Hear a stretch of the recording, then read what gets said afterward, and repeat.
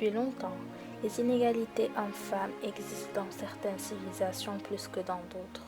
Souvent, l'homme est plus favorisé que la femme. Il n'a que peu de droits et est soumise à l'homme. Comme nous pouvons le constater dans les anciens films ou publicités, la femme se trouve à la maison, elle s'occupe des enfants et prépare l'arrivée de l'homme, qui travaille. Les tâches à la maison sont également mal réparties. Les femmes pratiquent en quelque sorte des doubles journées, alliant leur travail et l'entretien de la maison, à savoir faire à manger, s'occuper des enfants, faire le ménage, etc.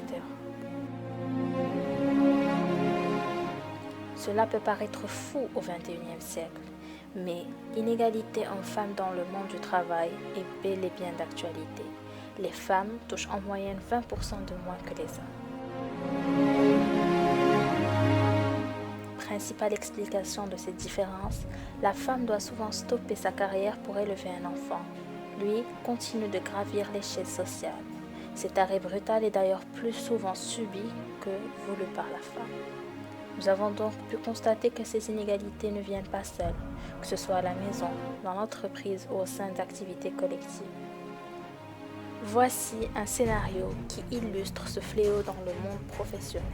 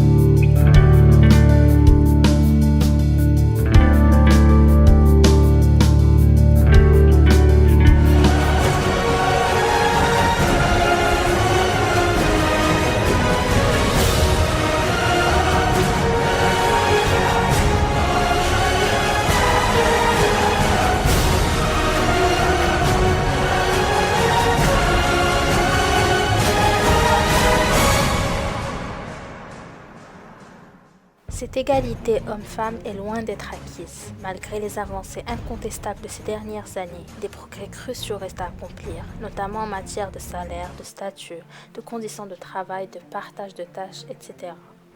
Voici des propositions afin de faire avancer l'égalité entre les femmes et les hommes. Tout d'abord, il faut instaurer une égalité salariale. Aujourd'hui, l'écart entre les salaires masculins et féminins est de 27%. Alors appliquons le principe à travail de valeur égale, salaire égal et carrière égale. Ensuite, il faut faire une conciliation des temps de vie et implication des hommes. Nul ne peut nier que les femmes assument les 2/3 des tâches domestiques et passent 3 fois plus de temps à s'occuper des enfants. Créons alors les conditions d'un partage égal des tâches familiales et domestiques entre les femmes et les hommes. De plus, il faut aider les pères à s'impliquer dans la vie familiale en allongeant le congé de paternité et en instaurant un congé parental partagé entre les deux parents. Alors osons le changement, stop au sexisme, égalité homme-femme, c'est pour maintenant.